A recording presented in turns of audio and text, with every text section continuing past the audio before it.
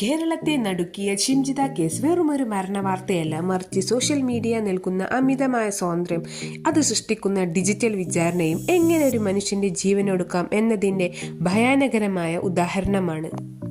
പയ്യന്നൂരിലേക്കുള്ള യാത്രക്കിടെ ഒരു ബസ്സിനുള്ളിൽ തുടങ്ങിയ തർക്കം അവസാനിച്ചത് ഒരു കുടുംബത്തിന്റെ ഏക അത്താണിയായ ദീപകിന്റെ ആത്മഹത്യയിലാണ്.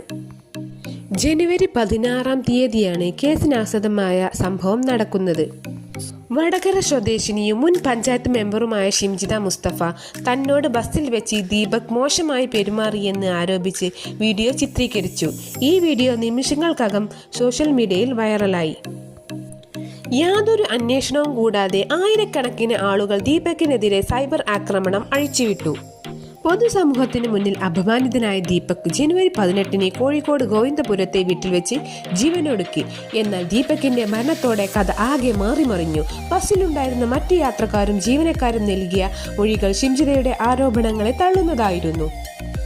ബസ്സിനുള്ളിൽ അത്തരമൊരു അതിക്രമം നടന്നതായി ആരും തന്നെ കണ്ടിട്ടില്ലെന്നും ഷിംജിത ആ സമയത്ത് ബഹളം വെക്കുകയോ പരാതിപ്പെടുകയോ ചെയ്തിട്ടില്ലെന്നും വെളിപ്പെടുത്തലുകൾ ഉണ്ടായി. ദീപകിന്റെ കുടുംബത്തിന്റെ പരാതിയിൽ വടകര പോലീസ് ഷിംജിതയ്ക്കെതിരെ ആത്മഹത്യാപരണ കുറ്റം ചുമത്തി. തുടക്കത്തിൽ ഒളിവിൽ പോയ ഷിംജിതയെ സൈബർ സെല്ലിൽ സഹായത്തോടെ പോലീസ് പിടികൂടുകയുണ്ടായി.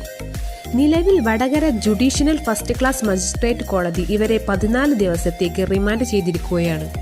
ഒരാളുടെ വാദം മാത്രം കേട്ട് മറ്റൊരാളെ ക്രൂശിക്കുന്ന സോഷ്യൽ മീഡിയ സംസ്കാരം എത്രത്തോളം അപകടകരമാണെന്ന് ഈ കേസ് തെളിയിക്കുന്നു. തെളിവുകളില്ലാതെ സോഷ്യൽ മീഡിയയിൽ വീഡിയോ ഇട്ട് ഒരാളെ പൊതുവിചാരണ ചെയ്യുന്നത് ക്രിമിനൽ കുറ്റമാണെന്ന ശക്തമായ മുന്നറിയിപ്പാണ് പോലീസ് ഈ കേസിലൂടെ നൽകുന്നത്.